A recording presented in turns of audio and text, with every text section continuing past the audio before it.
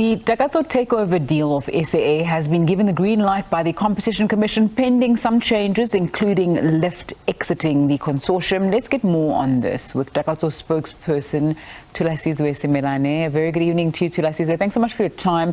Just give us context about the takeover attempt so far. Well, Nzinga, the recommendation from the Competition Commission is a significant milestone. It's a major leap forward in the transaction, in the trajectory of the transaction.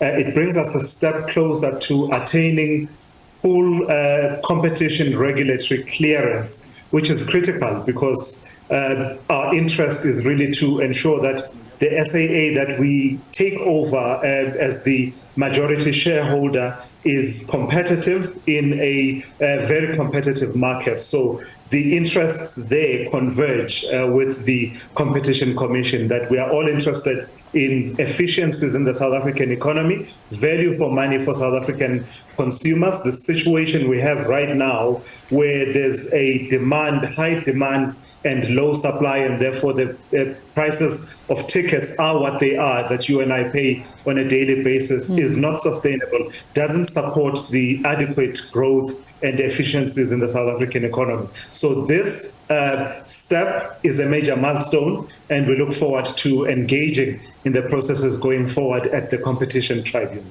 All right, so Gideon Novik from Lyft is reported as saying that they have not sold their minority stake, and this issue around them having to exit because of commercially sensitive information is not really a proper one, because they can be involved without having access to commercially sensitive information.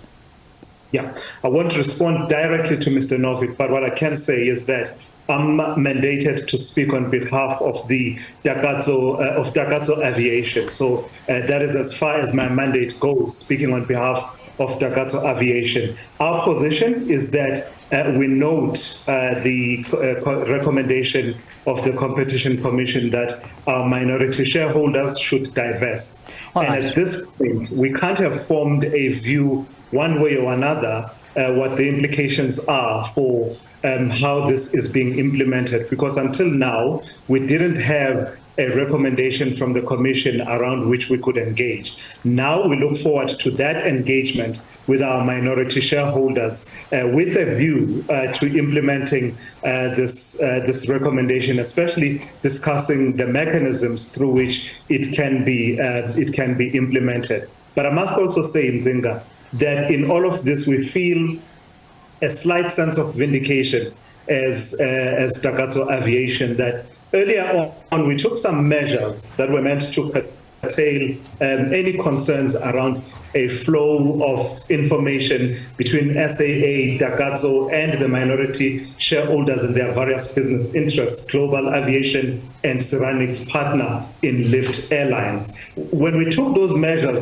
there was criticism that said we were, keeping our minority shareholders in the dark. Well, as it has turned out now, those were the concerns that were being raised by the Competition Commission that we were trying to mitigate, and those are the conditions around which the Commission has now come to this recommendation. So, Thulasizwe, there's a lot of controversy that persists around this deal. Besides the length of time it took, there's that 51 Rand amount, there's Novik's allegations that he was shut out that you've just spoken to, and then there's also concern that the capital is not actually going to be able to be raised. Just speak to me about those quite briefly, because we don't have a lot of time, and what are the timelines here? Yeah, so let me go straight to the issue around the capital, the 3 billion Rand for operational capital that Takatso Aviation will, pump into SAA. We will. It's not a matter of, we possibly could. The work is underway as we speak right now. Nzinga is at an advanced stage for that money to be raised. All the governance clearances that were needed within Takatso have been attained, and basically the work started some time ago. And I must say that those concerns, we hear people expressing those concerns, and we just don't get where they're coming from.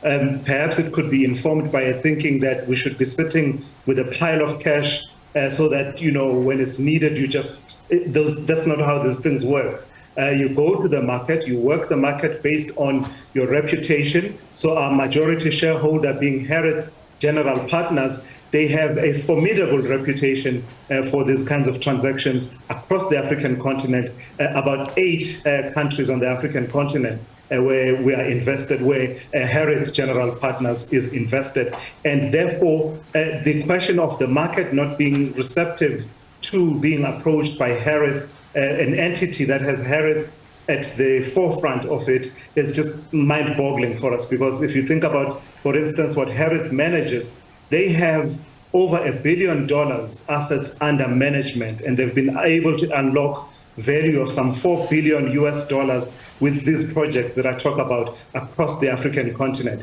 So, we're working the market.